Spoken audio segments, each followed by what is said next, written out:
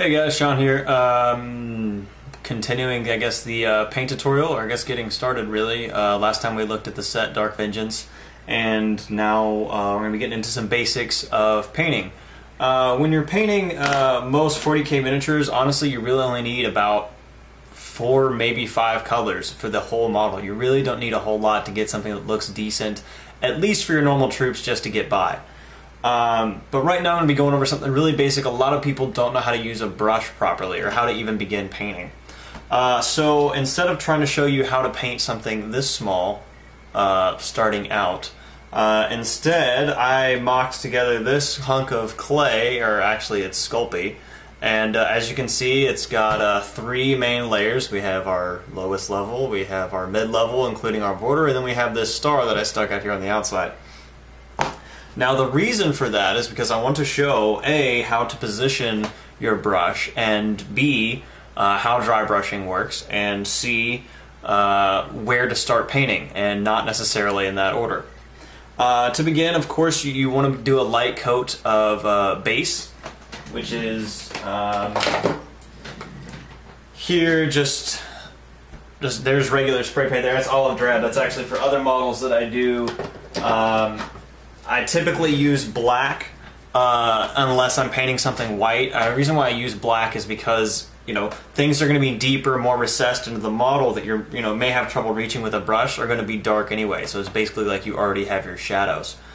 Anyway, to start off, you always want to get inside first. You want to get as deep into the model as possible with your paint. Now the reason why is because when you are brushing, so you can get down in here, you can be really liberal about how you do everything inside. Like, I don't even really have to see or pay attention here, and I can hit pretty much everything down in this lower area. And if I miss, if I hit up on top of the star here, if I hit the edges, if I go across all this, that's okay, because all this is going to get painted over layer. Now, you don't want to layer stuff too much and just use it as you can just always paint over everything, because then you lose detail. But, I mean, it's forgivable to screw up while you're doing that.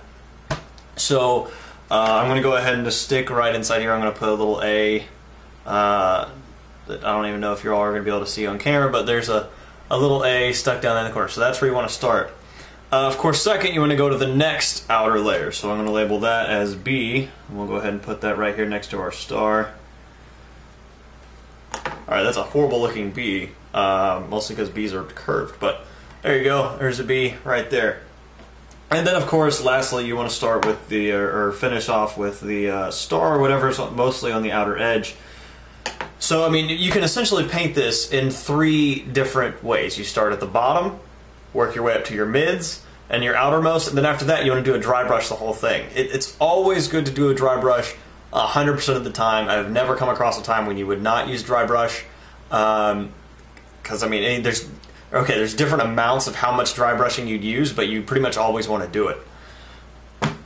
Another thing with your brush. Now, a lot of people, when they're trying to paint either, B here or C here, they paint straight up and down. People try to use a paintbrush essentially like a pencil, and they try to paint straight up and down and end up getting something like this. Now, see this? I'm hitting B, but I'm also going across C. Alright? Or I'm hitting B and I'm accidentally dropping all the way down into A. And that's no good. We don't want that, because then you're going over stuff that you've already done deep down inside, and it's going to be a lot harder to correct because you got to get down in there. Remember, when you're doing models that big versus this big. Okay? This is a So that's how you can screw that up. So when you brush, you actually want to brush at a sharp angle. And what this allows you to do is when you go across these top edges here, I can literally bring it across and it never actually gets all the way down inside the model. I can come across the top here, I can paint all the way across these complicated edges, and I don't even have to get down inside the model. That's a big advantage, okay? So you always want to try to part at a sharp angle. Always make sure you get rid of as much excess off your brush as possible, because otherwise when you're dragging it across the top here, you're going to get a bead of paint that's just going to build up along these edges here, and that's going to be a problem. So you want to just, as much as you can, just stay on top of whatever you're doing and keep that sharp angle, and that's really going to help you as far as painting. What else do I want to go over? That's pretty much the basics as far as painting goes. Oh, I guess as far as dry brushing is concerned, if you don't know what dry brushing is, that's you put paint on your brush, mostly the tip. You want to wipe it off.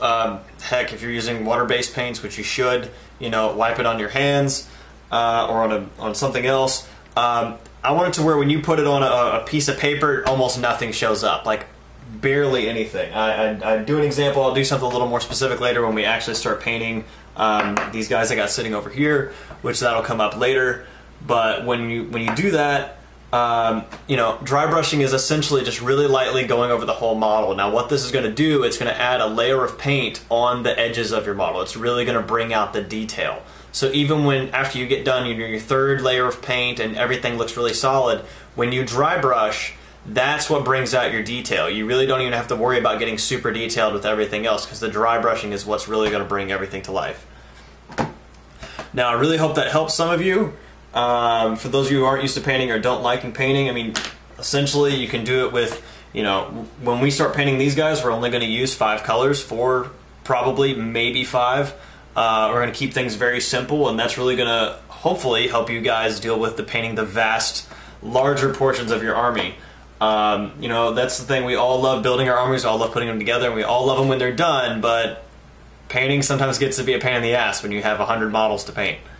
But until next time, I'll see you guys later.